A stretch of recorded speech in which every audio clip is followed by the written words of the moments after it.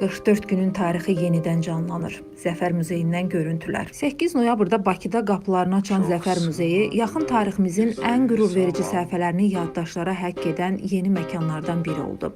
Prezident İlham Əliyevin tapşırığına əsasən 9-11 noyabr tarixlərində ziyarətçilər bu muzeyə ödənişsiz daxil olublar.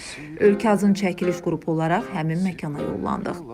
Zəfər Muzeyi bu qəhrəmanlıq tarixini yaşadan canlı yaddaşdır. Burada hər eksponat, hər foto, hər səs sanki o günləri yenidən xatırladır. Muzeyin girişində bizi dəmir yumruq installyasiyası qarşılayır. Divarlarda Müzəffər Ali Baş Komandan İlham Əliyevin qələbə ruhunu əks etdirən sözləri yer alır. Həyatın davamını və şəhidlərimizin əbədiyyətini simvolizə edən su kompozisiyası isə xüsusi bir duyğu yaradır. Ziyarət zamanı şəhid Rəşad Mikailzadənin ailəsi ilə də qarşılaşdıq. Onun atası İlham Rəşadlı övladının qəhrəmanlığı barədə danışdı. Rəşad Mikailzadənin atasıyam. Oğlum da 44 Vətən müharibəsinin qəhrəmanlarından biridir. Nə bacısı, nə qardaşı yox idi. Evin tək övladı idi. 4 ildən sonra bir bacısı dünyaya gəldi, aylar aşağıda. Cavan nəsil, cavan gəlib görəcək bizim torpaqlarımızı kimlər azad edir.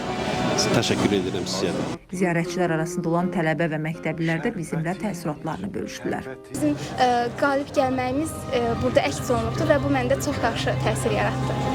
Bura gəndə bilmirdim bura belə gözəl yerdir, amma mən bunun içini gördüm və gördüm ki, çox gözəlliyi var. Bu muzey məndə xoş təəssüratlar yaratdı. Xoşbəxtəm ki, Azərbaycanlıyam. Sonda isə qeyd etmək yerinə düşər ki, Zəfər Muzeyinə zəfər qazanmış Azərbaycan xalqının hər bir nümayəndəsi gəlməklə 44 günlük Vətən müharibəsində əldə edilən qələbənin qoxusunu duya bilər.